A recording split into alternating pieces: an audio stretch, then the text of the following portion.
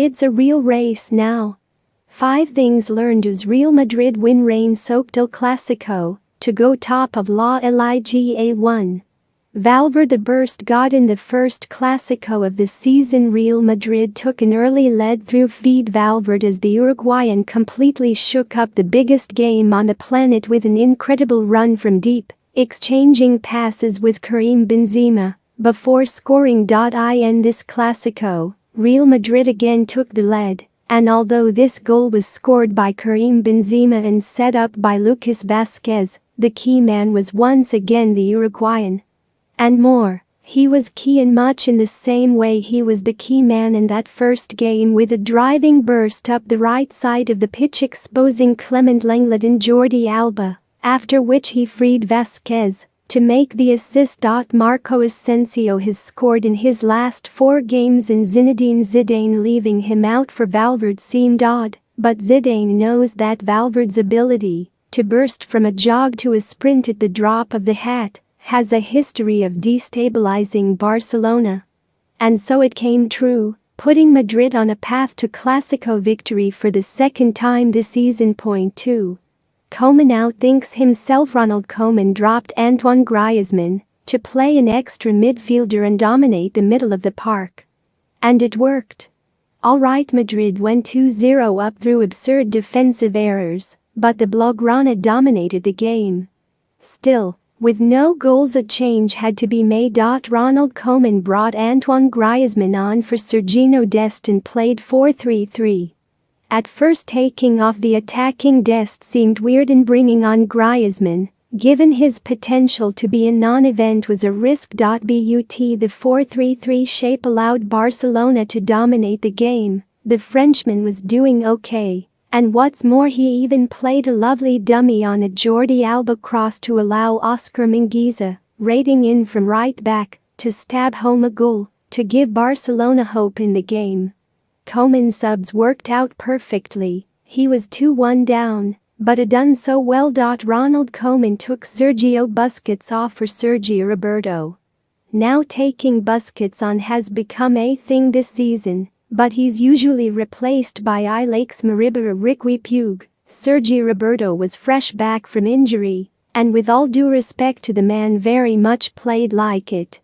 Suddenly Barcelona's momentum began to wane as they missed Busquets' propulsive passing, Frenkie de Jong's penetrative runs. He was now in Busquets' role, and Roberto was a passenger.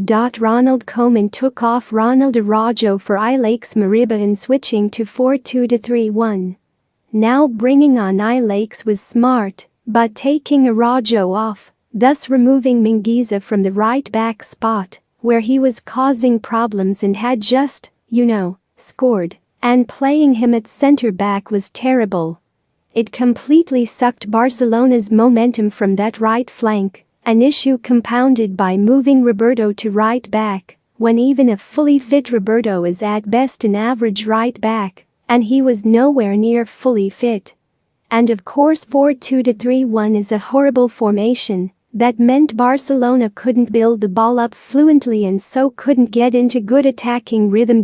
Ronald Koeman brought on Martin Braithwaite and Francisco Trincao for Ousmane Dembélé and Pedri, taking Dembélé off when he was playing well, and bringing Trincao on in a game that needs the kind of quick thinking he never provides, was pretty galaxy brain. Braithwaite coming on for Pedri again pushed a bright attacking player, in this case Alex Mariba, back into a defensive role. In the end, Alex did hit the bar from a scrambled effort, but the truth is, for the last 20 minutes of the game, even after Zinedine Zidane had taken off his 2 dangerous strikers, Barcelona had no capability to break Los Blancos down. Every single decision Ronald Koeman made in the first hour of the game was correct. He was brave and decisive.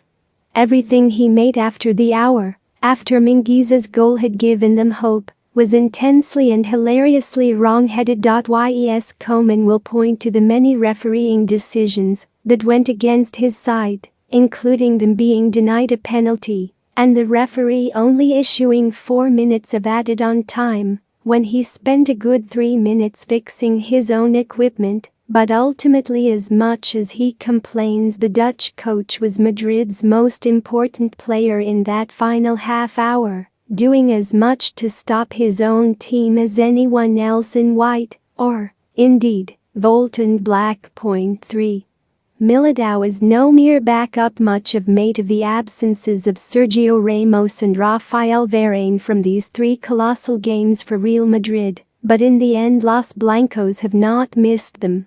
Not against Liverpool, and not in the Clásico tonight. Now that does owe a lot to how they defend as a team. At one point Karim Benzema made a block on the edge of his own box, but it also speaks volumes about the defensive performance of Eder Militao. The Brazilian was signed at the start of last season, but don't feel bad if you had forgotten that, because so had everyone else.